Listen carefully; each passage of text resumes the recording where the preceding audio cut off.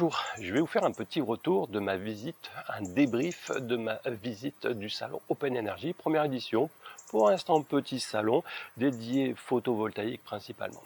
Vous allez voir que dans une première grande partie, je vais interroger, ou en tout cas je vais tenter d'aller interroger les principaux acteurs asiatiques sur ces fameuses batteries plug and play, couplage AC, qui vous permettent, entre guillemets, de faire du stockage lorsque vous avez déjà une installation à base de kit micro-onduleur ou une installation en toiture, kit autoconsommation. Moi, je vais être un peu le trouble-fête, le troublion, le petit poil à gratter en posant un certain nombre de questions qui potentiellement vont déranger. Et vous allez voir, ou non, si j'ai eu une réponse officielle de ces marques. Alors, la première de ces questions concerne la qualité des cellules qui sont installées dans ces modules, typiquement entre 2 kWh jusqu'à 2,5 kWh de stockage. Par une simple pression sur leur application, vous pouvez débrider des 800 watts réglementaires à facilement 2400, 2500 watts. Et donc, pour de telles puissances ramenées à la capacité de la batterie, sachant que à l'intérieur de celle-ci, vous avez des cellules 50 ampères-heure, eh bien, ça veut dire que vous avez des échanges de courant en charge ou décharge autour de quoi? Autour de 50 ampères. Qui, ramené à tout ça, vous fait des échanges qu'on ramène à l'unité C, qui vous fait des échanges autour de 1 C. Or, il faut le savoir, c'est que la majorité des constructeurs de cellules prismatiques domestiques, en tout cas, vous garantissent les 6000 cycles lorsque vous les utilisez dans un certain nombre de conditions. Et une de ces conditions, c'est quand vous chargez et déchargez autour de 0,5 C. Donc ce que je suis en train de soulever comme question, c'est est-ce qu'ils peuvent encore garantir ces cellules autour de 10 ans, comme il avance, et des 6000 cycles, lorsque une personne lambda, qui n'a acheté qu'une seule de ces batteries, des 2 kg, va allègrement tirer des fortes puissances dessus, et donc outrepasser largement ces 0,5 C, et pour aller flirter autour de 0,8, 0,9, voire 1 C. Donc est-ce qu'ils ont testé en laboratoire un peu ces cellules pour les garantir? C'est une première question. Pourquoi? Parce qu'on a eu déjà, et on est en train de voir le scandale des batteries Pilontech qui au bout de 4-5 ans, avec leurs cellules pochettes, sont tous en train de gonfler et deviennent inutilisables. À cause de quoi? À cause de, dans un premier temps, des trop faibles capacités de ces batteries, la présence d'un BMS qui est plus que, on va dire, médiocre. Tout ça fait qu'au bout de 4-5 ans, ces batteries sont complètement rincées et vous avez un grand nombre, un scandale même, c'est-à-dire que celles-ci ne sont même plus reprises en garantie pour une bonne partie de ceci. Donc ce que je ne veux pas voir, c'est que dans 4-5 ans, après avoir été entre guillemets influencé par un certain nombre de chaînes YouTube, vous retrouviez un peu le bec dans l'eau avec des batteries qui sont complètement utilisables ou qui ont perdu énormément de capacité par rapport à leur capacité initiale. Et cette baisse de capacité, vous allez voir, c'est peut-être potentiellement lié à ces forts échanges de courant. La deuxième question, et elle est un peu liée à la première, c'est est-ce qu'il y a la présence d'un BMS?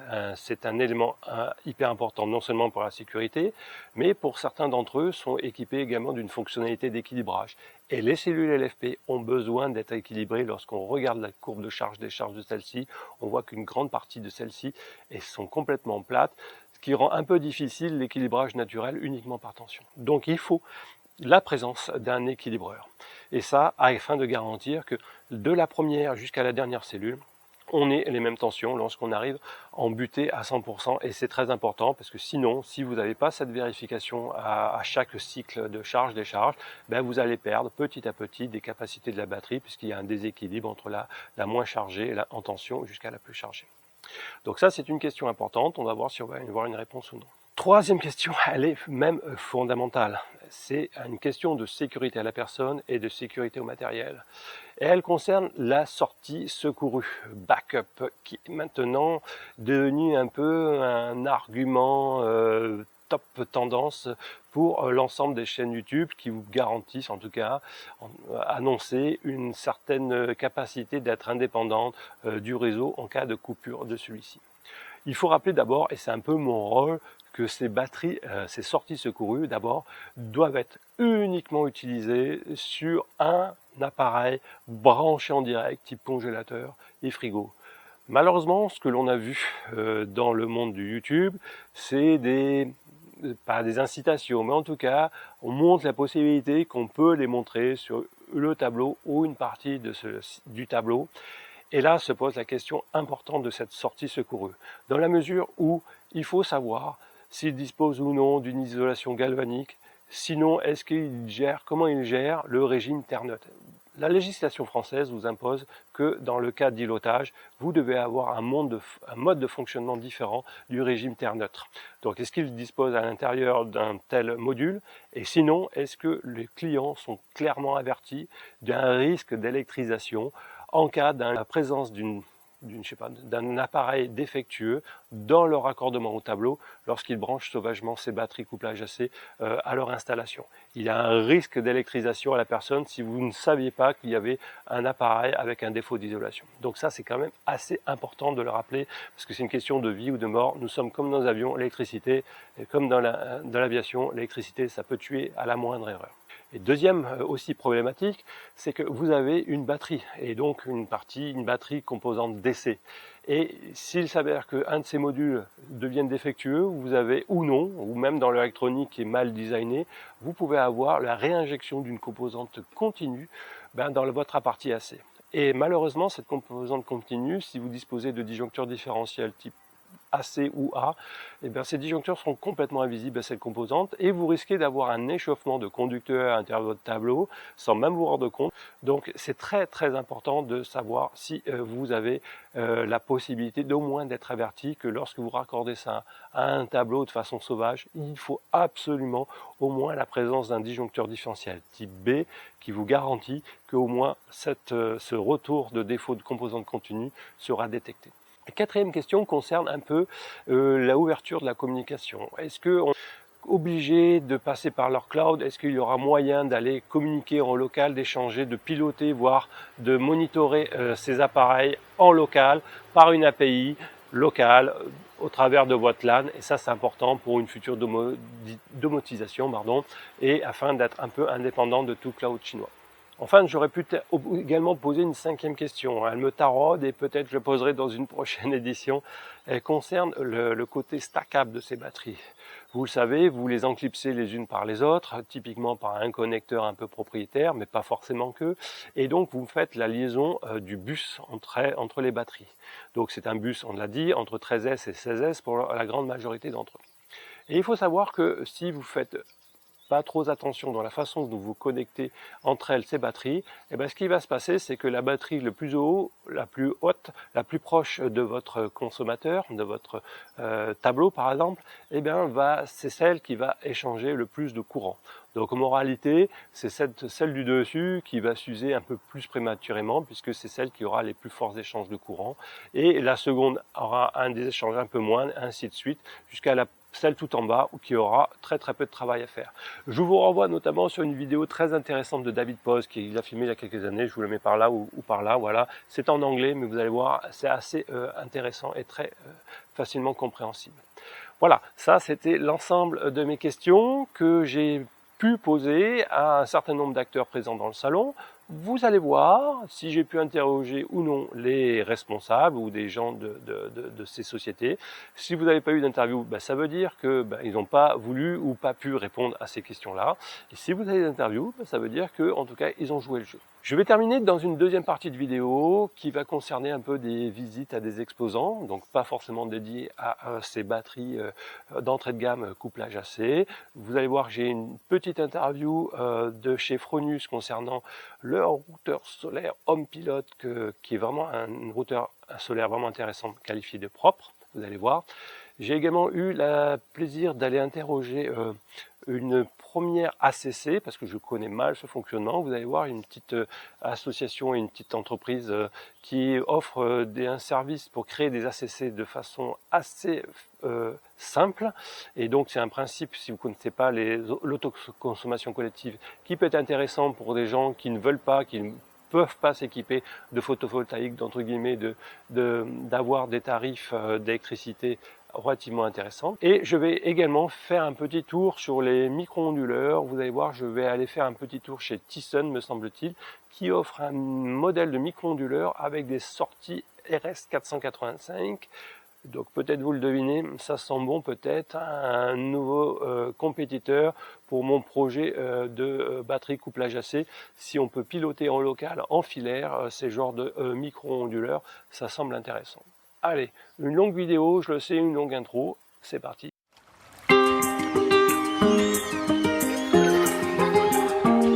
C'est l'histoire d'un petit pêcheur qui pêchait que le matin, parce que pour lui le bonheur c'était d'être avec les siens, profiter de sa famille, lézarder sur le sable, regarder grandir ses filles les après-midi au calme. Un jour qui se reposait à côté de sa barque, une question lui fut posée par un homme d'affaires en cravate. À quoi te sert de dormir sur le port alors qu'au fond de la mer tant de poissons nagent encore? Pour construire un empire, taffe sans compter tes heures. Avec l'argent que t'en tires, t'achèteras un moteur. T'iras pêcher au large, tu feras plus de marge. Bientôt t'auras 10 bateaux, des bâtiments en béton. Crustacés, cétacés, finiront tous entassés dans les filets carnassiers de tes chalutiers en acier. Tes couleurs à tes stocks en faisant des filets aux fiches. La moula que tu croques, faudra pas la filer au fisc. Et là un port, export, dans les dollars tu nageras. Les fonds marins seront morts, mais t'auras une vie de roi. C'est quoi pour toi une vie de roi, dit le pêcheur? Une vie de roi, c'est pouvoir pendant des heures profiter de ta famille, lézarder sur le sable, regarder grandir tes filles les après-midi au calme. Mais c'est déjà exactement ce que je fais. Et le pêcheur s'en alla en fredonnant ce refrain. J'aime, j'aime quand la vie est facile. J'aime, j'aime quand le soleil brille. J'aime, j'aime quand l'amour nous fait signe. Souffle sur tes cils. Il fredonne. J'aime, j'aime quand tout me fascine. J'aime, j'aime que tu m'aimes aussi. Oui, j'aime, j'aime la mer et le ciel. C'est là l'essentiel. À l'ennui, à l'amour, à la vie qu'on mène. À nourrir à nos jours, à nos retours mène. À l'ennui, à l'amour, à la vie qu'on mène. À nourrir à nos jours. J'aime, j'aime. À l'ennui, à l'amour, à la vie qu'on mène. À nourrir à nos jours, à nos retours mène. À l'ennui, à l'amour, à la vie qu'on mène. À nourrir à nos jours. C'est l'histoire d'un petit pêcheur et l'histoire de tellement de gens. On te fait croire que le bonheur, c'est courir après l'argent. On te dit gagne ta vie, comme si vivre suffisait pas. Pas besoin d'un grand navire pour atteindre ce que t'as déjà.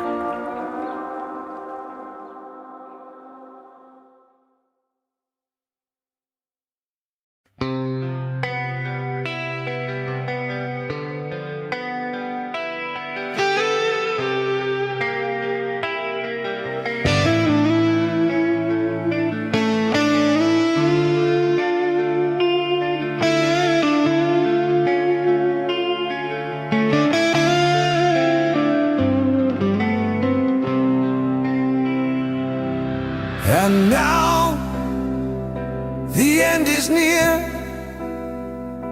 and so I face the final curtain.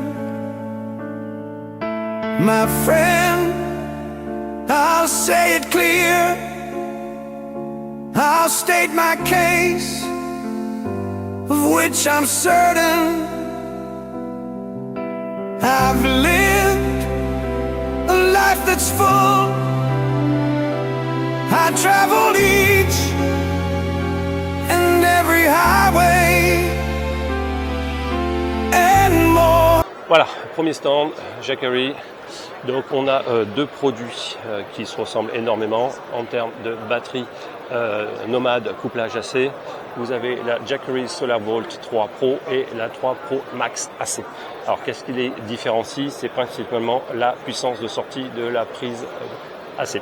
Et donc le premier modèle est capable donc d'avoir jusqu'à 4000 watts de entrée solaire.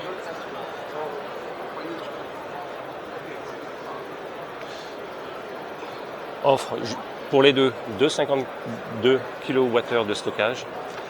Pour le premier modèle, uniquement 1200 watts en puissance de sortie. Vous avez la présence d'une sortie off-grid, une communication en Wi-Fi. Et pour le modèle Pro Max AC, c'est jusqu'à 2500 watts de sortie AC. Donc, comme vous le savez, en topologie, j'ai eu en off, et on va voir si ça va être confirmé, et on va le voir au niveau des caractéristiques. Au niveau tension, c'est une topologie entre 13S et 14S, ça sera confirmé, ce qui voudra dire des échanges de courant entre 40 à 50 ampères lors de ces fortes puissances. Premier arrêt au stand à Jackery avec leur solution Pro et Max Pro. Après moult et moult tractations avec les responsables du salon, ils m'ont demandé gentiment, courtoisement de écrire mes questions pour qu'ils puissent me répondre de façon correcte à ces questions. Bon, c'est une forme formelle pour dire on n'est pas le droit de vous répondre. Donc vous voyez, sur les 4 questions, à savoir les courants, est-ce que leurs cellules sont capables d'aller encaisser en charge et décharge jusqu'à 1C, les questions de la sécurité de la prise backup, évidemment, des questions si oui ou non la présence d'un équilibreur actif qui est capable d'aller maintenir une capacité de charge et décharge nominale à 252 kWh, et également la question de l'ouverture de leur cloud avec des API, typiquement une intégration Home Assistant. Là, j'ai eu une réponse, dit c'est en cours. Voilà, au moins ça. Mais sinon, j'ai pas eu le droit de réponse officielle. Voilà. Allez, on continue avec les autres. Bon les amis, on est au stand de Zendur. Alors, que vous dire ? Est-ce que je vous présente les produits, ces petites batteries? Est-ce que je vous représente la liste des 4 à 5 questions? Est-ce que d'après vous, j'ai eu des réponses officielles? Écoutez, est-ce que j'ai quelqu'un qui j'arrive à interviewer devant vous? Ben non. Alors, au demeurant, j'ai eu quand même quelqu'un, un Français qui travaille ou qui distribue les produits Zendur, qui a été très sympa avec moi et qui m'a donné quelques informations. Il doit encore une fois confirmer certains éléments. Bon, donc je vous rappelle encore les mêmes questions. Quid de la validation des cellules à une charge-décharge à 1C, sachant qu'ici pour la Zendur, nous sommes en 15S. Donc pour 2400, nous flirtons avec les 50 ampères charge-décharge. Quid de la sortie off-grid? Donc vraisemblablement, il n'y a pas de système qui gère le régime IT, donc ça sera à vous, évidemment, de jamais brancher ça au tableau, d'une part, donc utilisez uniquement un seul appareil, voilà, et si vous, par malheur, vous le branchez au tableau, à vous de mettre le disjoncteur différentiel, au moins type B, pour également détecter les fuites de courant DC en retour, admettons que le convertisseur vienne à flancher, donc ça sera très important. Alors, en termes de BMS, parce que ça, même pour des petites capacités de kilos, les cellules LFP, au cours du temps, elles vont se décharger. Donc là, j'ai pas eu de réponse officielle, mais ça semble plutôt non. Ok, voilà, donc attention au cours du temps. Mais néanmoins, pour des petites capacités, admettons qu'il y a une procédure, ça reste à éclaircir. Au niveau API, j'ai rien à dire parce qu'ils ont déjà ouvert Home Assistant, donc j'ai rien à dire. Donc ça, c'est un bon point. Allez, après Zendur, on va tenter notre chance chez Marstech. Ouh, le poil à gratter arrive. Il arrive. Les sueurs froides commencent à arriver. C'est incroyable. Regardez, en tout cas, je voulais vous montrer un truc. Quand même, je voulais vous montrer un truc, c'est assez impressionnant. C'est les cartes de France des gens qui sont équipés. Ah, c'est incroyable ça. C'est juste incroyable. Alors, en Allemagne, on le savait, mais en France, ça commence. C'est incroyable. Et donc, par type de modèle. Et vous voyez que c'est surtout de la Vénus, et surtout de la Vénus E, qui a été extrêmement vendue. Alors regardez aux Pays-Bas, regardez les cartes de densité. Oh là là. Et puis par techno, la B2500, elle a bien marché en Allemagne, etc. Bon, Cloud is watching you. Bonjour, eh bien là on est chez Marstech. Et vous le voyez, en face de moi, j'ai quelqu'un qui va répondre à toutes les questions. Alors, bonjour Yves. Bonjour tout le monde. Bonjour. Je vais essayer de vous répondre à la question, ce que je peux savoir dans mon capacité. Ouais. Ok, très bien. Il n'y a pas de souci. Donc, nous sommes devant un des produits phares de chez Marstech. Donc, les batteries all-in-one stackables avec des modules de 2 kg. Donc, capable 2,5 kg, pardon, excusez-moi, 2,5 kWh et capable de sortir en AC jusqu'à 2500 watts. 2500 watts. Avec une sortie bidirectionnelle évidemment et une sortie pour l'instant off-grid qui est pour l'instant limitée en software que en sortie. En fait, oui, c'est ça. Vous pouvez choisir entre 800 watts et 2500 watts. Voilà. Sur la sortie secours. Sur la sortie secours. D'accord. Et pour l'instant, elle n'accepte pas encore de micro-onduleur, mais c'est une limitation logicielle ou c'est une volonté? C'est par rapport à la législation. Législation, ouais. Très bien. Alors, on va commencer par la première des questions qui concerne la qualité des cellules. Donc on fait vite fait les maths. C'est une cellule qui est à 51,2 volts, donc c'est du 16S en série. C'est ça. Donc ce qui veut dire que pour des puissances AC de 2500 watts, donc 51 pour 2,5 kg, on a des cellules en 50 ampères heure. Donc ce qui veut dire pour 2500 watts sortie AC, on a des courants de charge-décharge autour de 1C.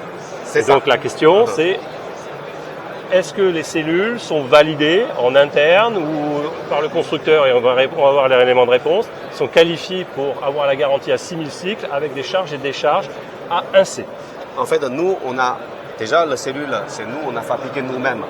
Mastec, c'est une société, on est basé pour fabriquer les petites batteries lithium pour le numéro 5, numéro 7. On a déjà la grosse usine en Chine. Après, on a développé par rapport à tous les batteries portables et parties power bank. Et maintenant, on a sorti, ça fait 3 ans, on est sorti pour le produit tous les DIY.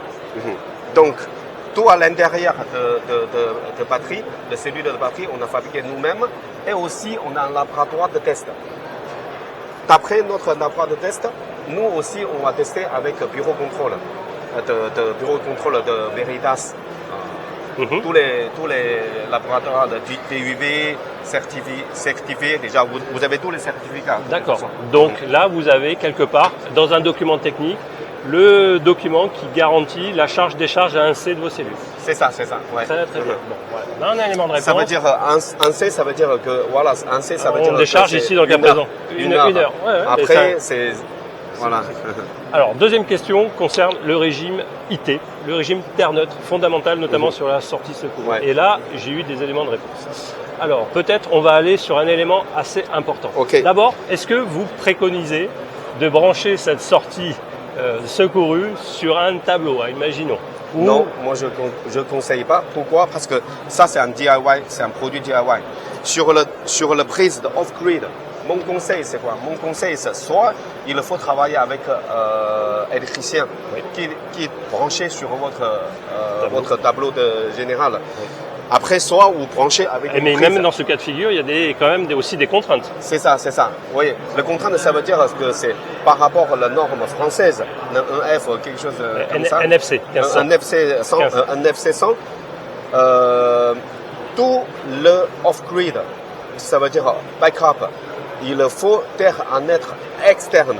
Exact. Il n'y a que la France, c'est cette norme. Oui. Il y a que la Désolé. France. Ouais, c'est ça. C'est la vie. Donc, je conseille de. D'accord. Et il y a également une autre contrainte aussi, c'est qu'il faut avoir un différentiel type B. Type B. Voilà. Bon, voilà. Marseille qui est au courant, en tout cas. Non, différentiel, disjoncteur différentiel type B. Type B. Voilà. Et donc, on peut voir peut-être la réponse en fait au respect de la législation française en tout cas. C'est ça. En fait, nous, on a le produit pour le DIY. On a le produit dédié pour l'installateur aussi. Ça veut dire c'est ce produit. C'est le produit de mois de mars. Ouais. Nous, c'est un produit, c'est vraiment, il faut obligé de passer par l'installateur qui qualifie. Même qu'on est en train de... Donc là, c'est sûr, il y a le régime terre neutre qui est géré de façon native. À l'interne. Voilà. Mais si le client qui a mis en service, par exemple l'installateur, il est une fois mis en service pour le client, on a choisi la France. Si le client il veut choisir le off-grid, ça va déconnecter le terrain neutre. Exact. Ça passe à l'interne de notre coffret qui est design avec Société Connexion, distributeur, master distributeur en France. D'accord. Et dedans, qu'est-ce qu'on va retrouver? Oui, c'est ça. Alors, on va voir le div B. Voilà. À l'intérieur, il y a ce côté-là, c'est la protection. DC. Ouais, protection DC, d'accord. Donc il y a un div B. Voilà, c'est ça. C'est ça, off-grid type B, c'est ici. Et ça, c'est coffre. Et celui-là, c'est une protection AC. Avec un ATS. Un inverseur de source automatique. Oui, automatique de mécanique. C'est pas électrique. Mais pourquoi c'est mécanique? Parce que Consuel, il préfère mécanique. Parce que électrique, ça va être. C'est dangereux. Voilà, il y a un nombre de cycles, un nombre de transferts avant qu'il y ait en général une panne. Voilà, c'est ça. Donc c'est très bien. Ouais, et je vous présente, venez aussi ici. Ça c'est avec le DC AC, mais pour ce produit AC coupling. Pur AC coupling. On a aussi prévenir à l'interne de application pour déconnecter le terrain neutre aussi. Mais il faut utiliser ce produit. Voilà. Ça veut dire qu'on a enlevé le côté de DC. Ah, On l'a enlevé le côté ok. DC, donc il n'y a que le AC. d'accord. Il n'y a que le AC. Mais on retrouve le type B, il n'y a aucun souci, la Voilà, version c'est ça. de son. Ça veut dire que dès que le client qui va installer la batterie, on peut installer cette coffret, D'accord. soit cette coffret, soit l'autre coffret qui a nouvelle installation. On a ce soir. Ok, maintenant, question sur les API. Oui.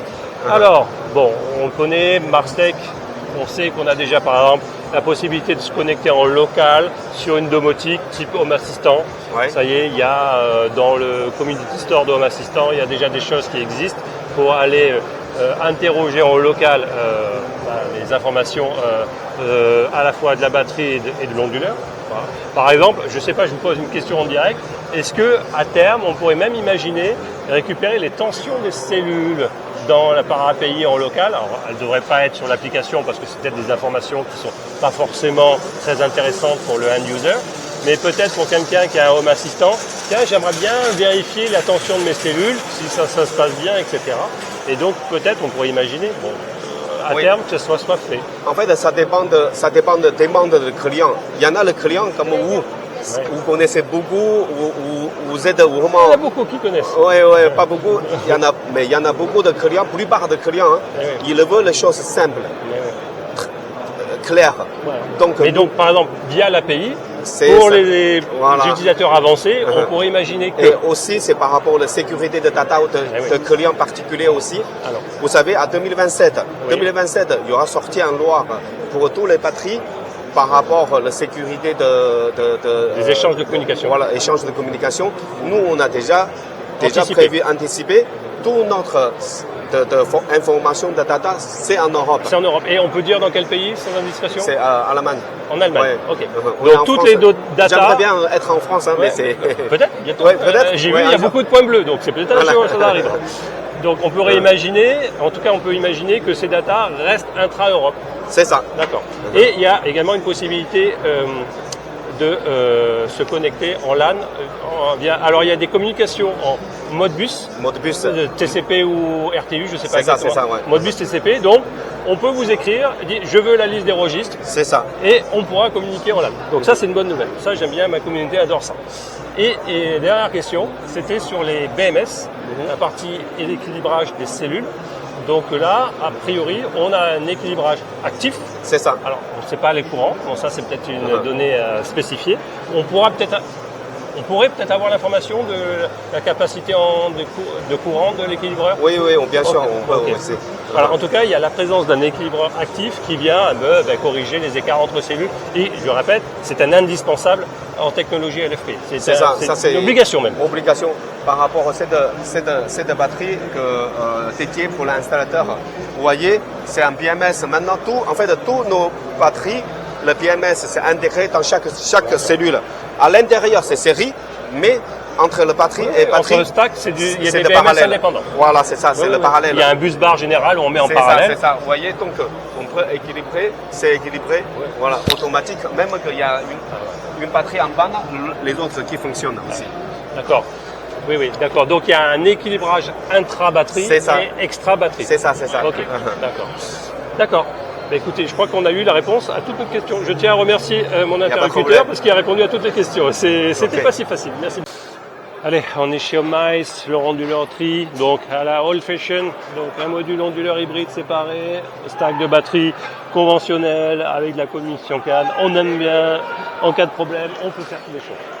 Allez, on arrive sur les potentielles problématiques avec les mêmes questions. Bon, est-ce que j'ai eu une réponse d'Homnice officielle?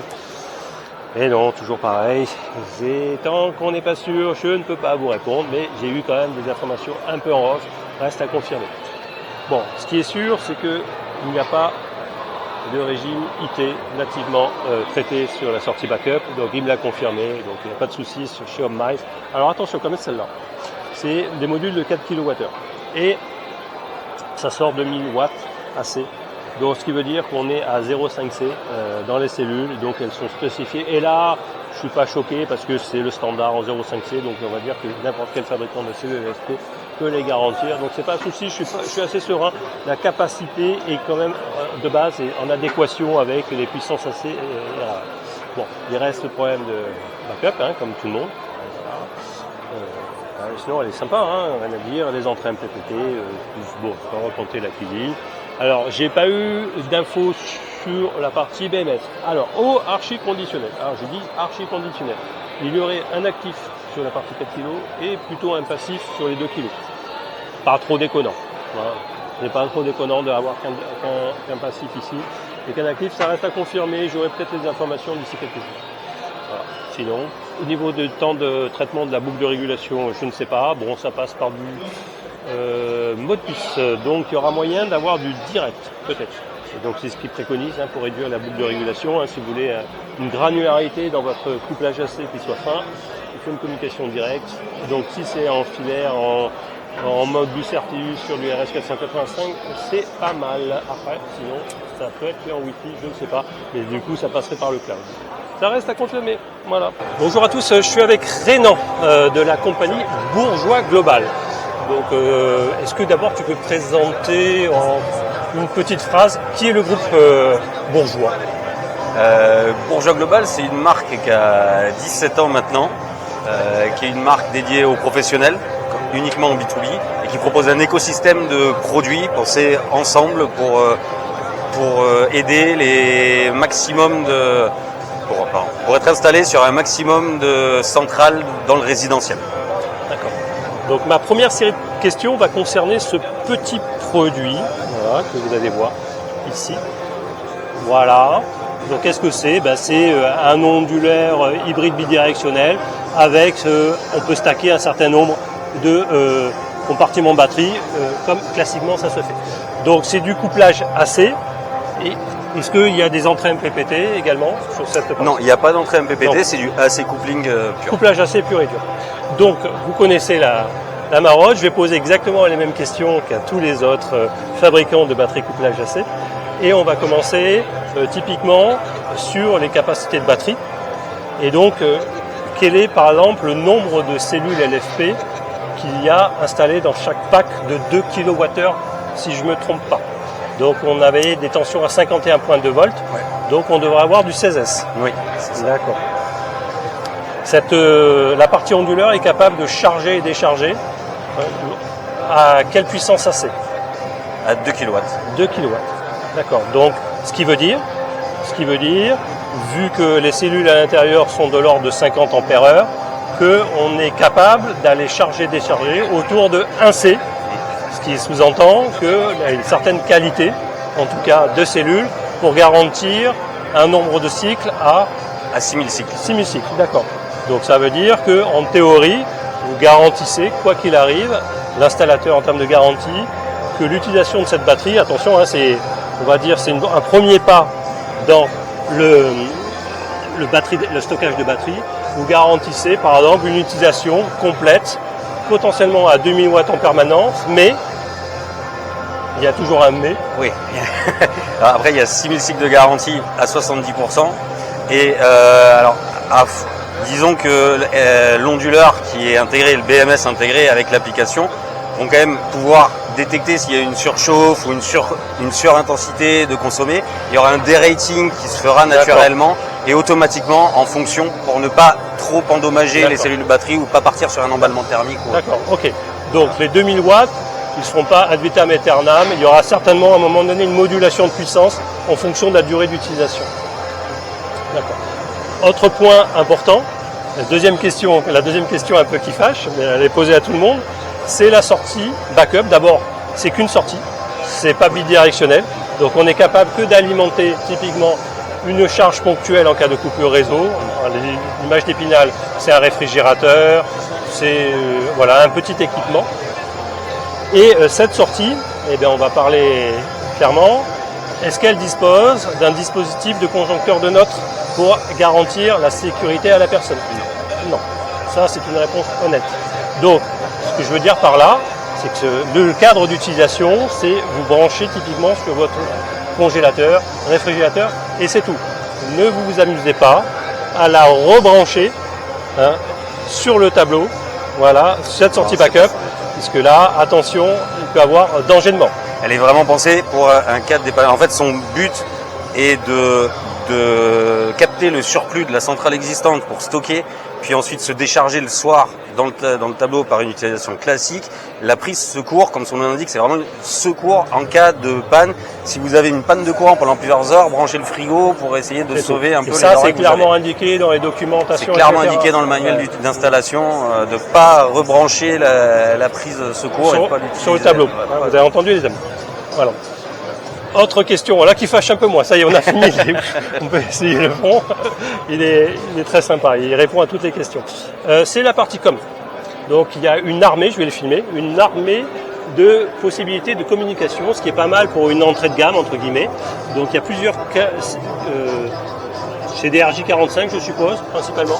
C'est des ports C'est des comme ports de RS485. Voilà, c'est des 2 fils. Donc là on a le A et B. C'est ça. Alors, en fait, on a le COM1 qui est si on veut mettre le compteur branché en Modbus. On a le port 2 si on veut le brancher à une domotique externe, une EMS externe. Et on a le port 3 si on veut mettre plusieurs Aura Mini en parallèle. D'accord. Parallélisation, communication avec une domotique, allez, homme assistant. Et puis ça, on est sur le compteur d'énergie pour faire la régulation zéro injection dans votre rétrofit. Donc ça c'est bien, c'est qu'on a un panel et tu me disais que si on t'écrit un email, tu es capable de donner toutes les docs du Modbus. Tu m'as dit c'est du Modbus TCP. C'est du Modbus TCP. Voilà, c'est nickel. Donc tous les registres, s'ils me l'envoient par exemple, je pourrais le donner à mes abonnés, par exemple. On l'a déjà transmis à pas mal de monde. On n'a aucun souci. On a déjà pour LoRa, les autres systèmes, on a déjà transmis pour plusieurs fabricants de domotique. On a déjà transmis du coup ou même l'installateur qui nous demande parce qu'il aime travailler avec une domotique particulière. On n'a aucun souci à transmettre la table de Modbus. Le compteur d'énergie, donc lui il transmet. Alors il peut être connecté en filaire, forcément. Oui. Et je vois il y a un petit logo Wi-Fi. Il peut être connecté en Wi-Fi aussi. Ouais, quand même. Bon. Ouais, et là du coup c'est cloud. Et là c'est cloud, ouais. Là c'est cloud. Bon, vous connaissez mon point de vue sur le cloud. Mais bon, en tout cas, ce qui est sûr, on a le choix du roi. On va faire du local en Modbus, c'est bien. Et si vous voulez pas de domotique, vous laissez. On a un autre produit à limite. Alors là, même dans ce produit-là, peut-être je le rappelle, il y a quand même besoin d'un installateur. Donc c'est du B2B, c'est forcément un installateur qui vient vous l'installer. Et donc il va vous faire des connexions au tableau. Il ne va pas vous le mettre sur une prise murale, ce qui est attendu. Pour éviter et minimiser les bêtises. C'est ça. Donc ça, c'est une solution avec un peu plus importante. Oui, là c'est une solution du coup qui n'est plus que AC coupling, qui est à la fois DC et AC coupling. Un onduleur hybride de 6 kW de puissance instantanée.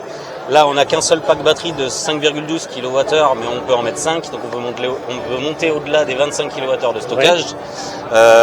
Donc là vraiment DC AC coupling avec le BMS intégré et qui fait un peu tout. Là, on peut le voir ouvert, on peut voir aussi la partie des communications. Voilà, donc toutes les ports-com ici. Voilà, donc les entrées MPPT, ports-com, les disjoncteurs qui sont intégrés, donc c'est bien. Donc ça c'est des disjoncteurs DC bipolaires. Oui, alors là du coup on a le switch pour le PV et après les disjoncteurs pour le pack batterie aussi. Là c'est la partie donc, DC, pack batterie et DC, mais on a quand même besoin aussi avec ça d'un coffret DC spécifique si on a les panneaux directement branchés dessus et d'un coffret AC. Mais consuel batterie et friendly. Oui. Voilà, donc ça veut dire que c'est homologué par les consuels batteries. On reconnaît déjà le disjoncteur bipolaire pour la partie DC batterie, donc ça c'est important, vous savez que c'est un prérequis. Voilà. Et donc c'est jusqu'à 6 kVA. Oui, c'est ça, c'est un onduleur 6 kVA. 6 kVA, et pas plus. Pour l'instant non, après on aura une nouvelle version qui arrivera on va la voir, on va faire le tour. Allez hop, c'est parti, on va voir la dernière partie. Voilà. Donc le futur, oui, ça arrive quand ? Le futur qui arrivera cet 2026. été. Ouais, c'est ça. Normalement sur juin-juillet. Après, ça dépendra aussi des livraisons. Là, en ce moment, les livraisons sont assez aléatoires, on va dire. Surtout avec si vous passez par le détroit d'Ormuz. Donc, alors en général, les batteries, comme c'est considéré dans le transport comme matière dangereuse, on fait le contour de l'Afrique. Donc normalement, on n'a pas trop de retard sur les batteries. Mais c'est quand même un contexte géopolitique un peu spécial en ce moment, donc elle devrait arriver. Elle devrait arriver entre Q2 ou Q3. Voilà. Allez, normalement pour cet été, elle sera là. Et du coup, c'est un onduleur de 6 kg en monophasé. 6 kVA aussi. Comme l'autre. On aura aussi une version triphasée sur celle-là de 10 kg. Les mêmes packs batteries pour les deux qui seront des 5,12 kWh aussi. D'accord. Et on pourra par contre celle-là les mettre en parallèle. Donc on pourra les cumuler. D'accord. Donc si je veux faire un 12 kg, ben, il en faut deux. Faire Donc du coup, et par pack de 6 kg, on peut stacker combien? On peut monter à 25 kWh de stockage aussi. D'accord. Donc en parallèle, ça fait 50 pour du 12 kg. D'accord. Ok. Et là, on hérite également de toutes les mêmes communications. Oui. D'accord. Et évidemment, j'ai oublié de rappeler que le modèle Aura et le nouveau Aura 2 possèdent de natif évidemment le régime IT comme il se doit, hein. Contrairement au petit modèle où là c'était clairement dit, il n'y était pas, mais là il y est et c'est une obligation. Parce que là, une de ses fonctions principales et un de ses buts, c'est de secourir l'entièreté de la maison et de réalimenter le tableau électrique en cas de coupure du réseau. Donc là, on se doit d'avoir le conjoncteur de neutre et d'avoir tout ce qu'il faut pour la protection des personnes. D'accord. Merci Renan plaisir. pour l'interview. Je suis devant le stand de Sisol et Sisol Pro et je suis en compagnie de Franck. Salut. Bonjour Franck. Voilà. Et donc première question, qu'est-ce qu'une ACC? Les ACC, c'est ce qu'on appelle une autoconsommation collective. Et l'idée jusqu'à maintenant, quand vous avez des panneaux solaires, vous autoconsommez l'énergie et tout le surplus vous le vendez à EDF-OA, ou si vous avez auto-installé votre panneau solaire, vous n'êtes pas RGE, pas EDF-OA et vous le vendez à personne, en général à personne. Et le but de l'ACC, c'est de se dire, en fait, vous avez votre compteur de production et vous avez des voisins. Les voisins, c'est peut-être votre voisin immédiat, la boulangerie du coin, n'importe qui. Et en fait, l'ACC, elle permet de vendre, que vous vendiez directement l'énergie, votre énergie et votre surplus jusqu'au consommateur immédiat. Ce qui veut dire, c'est qu'en fait, le consommateur qui est là, normalement, si j'ai pas de production, il va consommer d'EDF ou de Enercop ou n'importe qui. Par contre, si moi je produis, il va consommer de moi, il va pas consommer d'EDF. Et du coup, lui, c'est intéressant parce qu'au lieu de payer son énergie le prix qu'il la paye, il la paiera moins cher parce que voilà. Et moi, au lieu de vendre mon énergie 4 cacahuètes, comme on disait, on va la vendre 8 centimes par exemple, c'est gagnant-gagnant. Et donc, ce qui est intéressant avec au moins votre association, c'est que l'accès à des ACC est financièrement très intéressant. Ouais, je pense que avant tout, c'est simple. Enfin, sans nous, n'importe qui peut créer une ACC, même sans Sisol, sans n'importe qui. Vous causez à Enedis, vous dites je veux faire une ACC. Ouais. Il y a une démarche administrative. Ouais, il faut créer une association minimum ou une entité juridique. Ouais. Il faut remplir des Excel, il faut remplir des PDF. Sincèrement, c'est relou. Nous, on s'est dit on fait un logiciel parce que moi, je l'ai fait à titre perso. D'accord. Ça marchait très bien, autant le faire un logiciel qui marche. Vous allez sur sisol.fr ou Sisol Pro si vous êtes un pro. Vous faites suivant, terminé. En gros, mon PDL, mon nom, mon prénom. Ouais. Et en 10 minutes, vous avez votre ACC qui est mise en place. Après, malheureusement, il faut attendre un mois avec Enedis. Ouais. On n'y peut rien, c'est comme ça. Et au bout d'un mois, elle est mise en place et elle tourne. Ça, c'est quand je suis un consommateur, un sociétaire ou un producteur? Alors, non, en général, c'est le producteur qui crée l'ACC parce que c'est lui qui a la production, qui veut la valoriser. Et ensuite, lui, il va ajouter ses consommateurs. Est-ce qu'il doit, le producteur, connaître à l'avance ses sociétaires, ses consommateurs? Il en faut minimum un pour créer l'ACC. Après, en cours de route, il peut en ajouter ou en supprimer. Et donc, vous intervenez aussi pour mettre en relation de potentiels sociétaires? Non, pas encore. Alors, on a un site web avec une carte avec toutes les ACC. D'accord. Alors, d'ici 3 jours, 4 jours max, on aura un bouton pour dire j'aimerais faire partie. Le Tinder de l'ACC, quelque part, et pour que ça matche. Ouais, exactement. D'accord. Avec un... C'est con. Mais oui, non, mais on a une carte pour si jamais vous êtes à côté de joindre l'ACC. Mais voilà. Alors, il y a des contraintes géographiques. Oui. D'accord. Donc, le sociétaire doit être à combien minimum et à combien maximum? Par défaut, tout le monde a le droit à 2 km. Ça veut dire qu'en fait, tous les consommateurs d'une ACC, ils doivent se trouver dans un cercle de diamètre de 2 km. Par contre, si vous êtes en milieu rural ou super rural, à côté des vaches, vous pouvez monter à 10 ou à 20 km. Okay. Ça, c'est cool, ça, 20 km, c'est un truc énorme. Alors, il faut juste demander une dérogation. Alors, nous, on la demande, la dérogation pour vous. Et comme d'habitude, c'est la France, il faut attendre quelques mois. Voilà, elle a octroyé, mais... D'accord. Alors, on va parler argent, puisque c'est ça qui est intéressant. Donc, qui décide du tarif de vente? Ouais. Nous, on dit c'est le gestionnaire de l'ACC. En général, ça sera les producteurs parce qu'une ACC, c'est souvent un producteur. On peut en avoir 2, on peut en avoir 3 si vous voulez. Mais c'est le producteur. Et lui, il dit, écoutez les consommateurs, moi, je vous propose de vendre l'énergie à, par exemple, 8 centimes. Ouais. Ce qui veut dire que moi, je gagne 8 centimes par kilowattheure. Ouais. Vous, ça va vous coûter un peu plus. Parce qu'en fait, malheureusement, il faut payer le câble. Ouais. Le câble, ça s'appelle le TURP. Ça coûte 4 centimes. D'accord. Donc, on est déjà à 8 plus 12. 8 plus 4 8 plus 4, pardon. Pour chaque kilowattheure consommé par les consommateurs. Ouais. Par contre, EDF, ou enfin, je vais pas dire de nom, le fournisseur, c'est 20 centimes par exemple. Du coup, 20 On gagne la 12, différence. La différence, c'est 8 Alors, centimes. il reste que, en termes de fonctionnement, Exactement. Alors du coup, en général, les particuliers, ils vont passer par 6 seules associations. On fait des tarifs prix coûtant et on fait 1 centime par kilowattheure autoconsommé. d'accord, Ça veut dire que si vous vendez rien à vos consommateurs, on prend 0. d'accord, Voilà, et si vous vendez 1000 kWh, on prend 10 balles par 10 balles. d'accord. Vous gagnez plus. Ok. Et si vous êtes industriel, si vous êtes une collectivité, c'est 6 seuls pro, on prend 1 euro par compteur par mois. Voilà, quel que D'accord. soit le volume de consommation. In fine, dans ce scénario-là, le producteur décide de vendre 8 centimes. Avec la turbe, ça fait 12, plus 1 centime. Alors non, le consommateur, ça lui coûtera 12, 12. parce que 8 plus 4, le producteur, il gagnera 8 moins 1. Parce qu'on lui enlève le 1 centime. C'est le producteur, d'accord. Ouais, c'est au producteur. On consomme. Ok, ça va. Et du coup, à la fin de l'année, nous, on édite les factures, on dit, écoute, toi, tu as vendu 1000 kWh à lui. Alors vous devez 80 euros, par exemple. Alors, comment ça se passe, les règlements? Alors, les contrats, c'est de gré à gré. On définit le prix, on fait 8 centimes. Tout le monde est d'accord? On est d'accord. Ensuite, le producteur, il définit la période de facturation. Nous, on recommande de faire annuel. Parce qu'en fait, c'est plus simple. Si vous faites mensuel, vous allez faire des factures de 5 euros. Ça vaut pas le coup. D'accord. On fait annuel et au moins, en général, vous avez la régularisation d'EDF qui arrive. Vous savez exactement combien vous avez gagné. Et vous envoyez, on génère les factures et elles partent. Ok. Donc vous générez automatiquement les factures pour le producteur, qui va les dispatcher aux différents consommateurs. Nous, on génère actuellement que le PDF, ou le CSV pour la facturation. Ouais. C'est à lui d'aller chercher de l'énergie. Ce qu'on aimerait faire, c'est qu'on puisse payer via notre plateforme. Ouais. On prend, voilà. C'est plus simple, mais on peut aussi le faire. Vous allez voir votre consommateur et vous lui facturez. Alors je vais me mettre dans un scénario catastrophe. J'ai un sociétaire de la consommateur B, c'est lui, je l'aime pas. Ouais. Et je l'ai jamais senti, il décide de pas payer. De pas payer.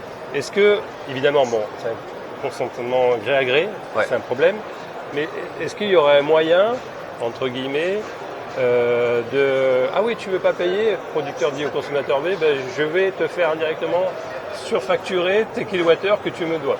Non. Par contre, ce qu'on peut faire, c'est que si lui, il joue mauvais jeu et pas fair play, pas cool, en fait, sur le site web, vous faites dégager de la CC. D'accord. Et il dégage. Alors malheureusement, on aura perdu l'argent entre les deux. Oui. Bon. Voilà. Ok.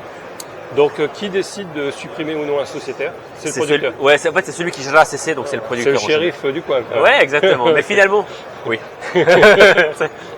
D'accord, ok. La granularité du nombre de sociétaires, c'est un minimum 1. Minimum 1 consommateur, on peut monter à 2, 3, 4, 5, enfin n'importe qui. Ok. Et un maximum? Il n'y a pas de maximum. Alors par contre, c'est sur le producteur, qui c'est limité à 5 mégas. Alors le producteur, si vous êtes à 5 mégas, vous êtes très un bon. gros producteur. Donc en fait, ils veulent pas de concurrence à Enedis. Donc si vous avez une centrale nucléaire... Mais en fait, c'est même pas Enedis. En fait, l'ACC, c'est le niveau... En fait, c'est européen. D'accord. Ça a été transposé code français. Et en fait, souvent on dit, mais Enedis, ils y perdent ou n'importe qui. Mais en fait, c'est que c'est la loi qui dit à Enedis, vous devez faire de l'ACC. Et du coup, ils appliquent les lois et c'est eux qui permettent de faire l'ACC. Alors, une dernière série de questions. Si on veut raffiner, c'est-à-dire que je veux favoriser A, c'est mon chouchou A. Par rapport à B, je n'ai jamais aimé B. Ouais. Je veux lui donner plus. Est-ce que j'ai moyen de pondérer les échanges d'énergie en termes de facturation, favoriser un consommateur plutôt qu'un autre? Alors ça, on le fait beaucoup avec les communes, les collectivités. Il y a des petites communes de 100 habitants. Elles ont un panneau solaire sur l'école, par exemple. Et en fait, ce qu'elles font, c'est ce qu'on appelle les ACC ouvertes. Donc en fait, on va fournir les bâtiments communaux, donc la crèche, la cantine, etc. Et peut-être qu'on aura encore du surplus. Et on va se dire, je vais aussi fournir mes habitants. Et là, ce qu'on fait, c'est qu'on appelle les clés de répartition. On va dire, en priorité, c'est les bâtiments communaux qui prennent l'énergie. Donc c'est très bien. S'il y a du surplus, ça ira ensuite à mes habitants. Par contre, en priorité, c'est les bâtiments communaux. Et là, ça marche assez bien parce que la commune, elle est gagnante. Et en fait, le consommateur, il est gagnant aussi. Tu payes ta commune, tu payes tes propres une énergie qui a un bon prix. Alors, je sais qu'également, ça va dépendre de beaucoup de conditions, de multifactoriel. Mais est-ce que, aussi grossier que ça soit, est-ce que vous avez un gain moyen d'un consommateur lambda sur une ACC? On sait, attention, c'est un chiffre qui va être très approximatif, très grossier, parce que c'est intégré sur tellement de facteurs que c'est représentatif de pas grand-chose. Ouais, si c'est une personne qui consomme rien, elle a juste un chauffe-eau et c'est tout, elle va gagner 5 balles par an. Même pas, parce que si le chauffe-eau c'est la nuit, elle va rien gagner du tout. Par contre, en général, je pense une personne qui a un minimum de consommation, la box internet, elle a le frigo, elle a peut-être une mini pompe à chaleur, une mini clim par exemple. Un véhicule électrique.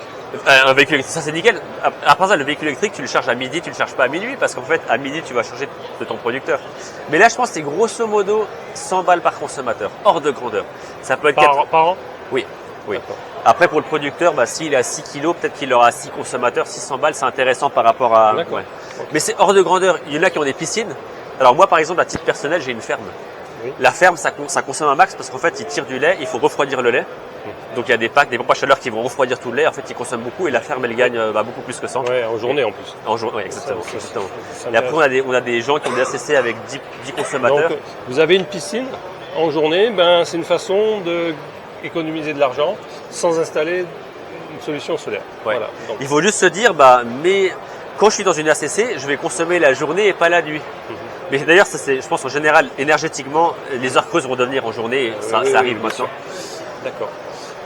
Merci pour tes réponses. Mais merci à toi. Voilà. Bonjour, je suis chez Fronus et je suis en compagnie d'Hubert qui va nous présenter un produit qui me tient particulièrement à cœur chez Fronus. Et d'abord, est-ce que tu peux te présenter? Bonjour, enchanté, donc Hubert. Donc moi je suis en charge d'un bureau d'études Fronus France qui travaille sur de l'algorithmie, principalement sur les systèmes d'autoconsommation.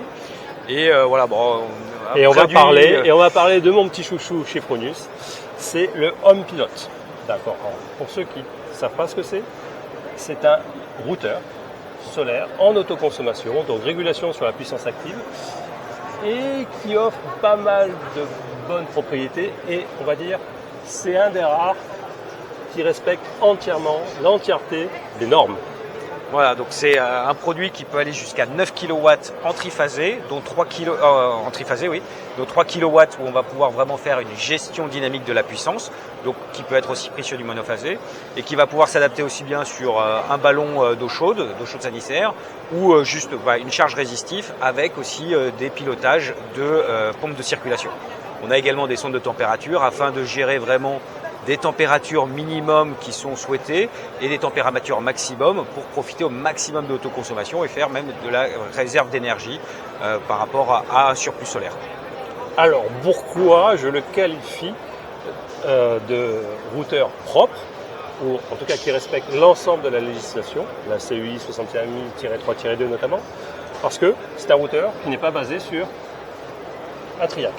Et donc il y a une carte électronique de puissance très sophistiquée, achat haute fréquence, qui permet justement de diminuer drastiquement les pollutions d'harmonique qui viennent autour du 50 Hz et qui sont extrêmement difficiles à aller filtrer. Et donc ça, c'est un gros point fort de ce routeur-là, qui doit être mis en avant. Et donc, si vraiment vous cherchez à aller router du solaire en respectant l'ensemble des législations, ce Home Pilot est vraiment une solution intéressante. Et là, on peut se dire, mais est-ce que je suis obligé d'avoir un onduleur Fronus pour pouvoir adapter cette solution? Et la réponse est, en fait, pas forcément. Pas forcément. Donc voilà, on a toute une solution qui permet d'avoir un data manager qui vient juste piloter ce Home Pilot en récupérant par contre l'information de consommation pour vraiment connaître quel est le surplus et pouvoir envoyer un ordre pour le Home Pilot. Alors le compteur d'énergie doit être également Fronus? Oui. On ne peut pas utiliser une... Non, par contre voilà. Donc on aurait le compteur d'énergie pour la mesure de la puissance active. Un petit boîtier voilà, qui n'est pas présent ici. C'est un genre d'ordinateur, voilà, qui vient faire juste cette partie-là que un onduleur normalement fait, mais pour pouvoir le piloter sur le Home Pilot. Et ce data logger va envoyer des petits signaux, aller en mode bus peut-être. Oui, voilà, en mode bus. Et il va aller attaquer, il va donner l'ordre de modulation de ce Home Pilot. Donc ça, c'est une solution très intéressante et qui permet de respecter totalement la législation française. Et je remercie Fronus pour ce produit. Et d'ailleurs, merci. Je rêve d'en avoir un. C'est un spoil, mais un jour, j'espère qu'il sera mien. Merci Hubert pour cette présentation. Merci beaucoup. Je suis devant le petit stand de Thyssenkrupp. Alors, si vous connaissez pas, Thyssenkrupp, c'est un fabricant de micro-onduleurs, mais pas que. Je vois qu'il y a de la batterie couplage AC en préparation. Et moi, ce que je vais vous montrer, c'est plutôt ce beau bébé. En fait, il y en a deux. Et ce qui est intéressant c'est pas la partie AC ici, hein, la partie chaînage. C'est pas non plus l'antenne Wi-Fi, mais c'est ces deux petits capuchons ici. Pourquoi? Parce que ce sont a priori les seuls micro-onduleurs qui vous proposent des ports de connexion pour fonctionner en RS485. Ah, alors pourquoi ça sent bon? C'est dans la mesure où vous allez avoir la possibilité d'aller interroger les datas en local, alors vraisemblablement avec l'aide d'une passerelle, mais peut-être en direct directement. À voir. Si un jour j'ai la possibilité d'en tester, je vérifierai ces points-là. Et donc vous avez la possibilité de tester en local via Modbus l'onduleur, récupérer les datas, mais aussi de le contrôler. Donc, ce qu'il y a comme opportunité, comme fonctionnalité, c'est de pouvoir faire du zéro export, du zéro injection en local, donc sans passer, exporter les datas vers le cloud en Chine. Et donc, forcément, ça va avoir un impact positif sur la vitesse de la boucle de régulation dans votre zéro export. Donc ça, c'est intéressant. Et à ma connaissance, je n'ai pas vu d'autres marques de micro-onduleurs offrant cette capacité. Donc, si un jour j'ai la capacité de tester ces genres de produits, ben, ça sera avec plaisir.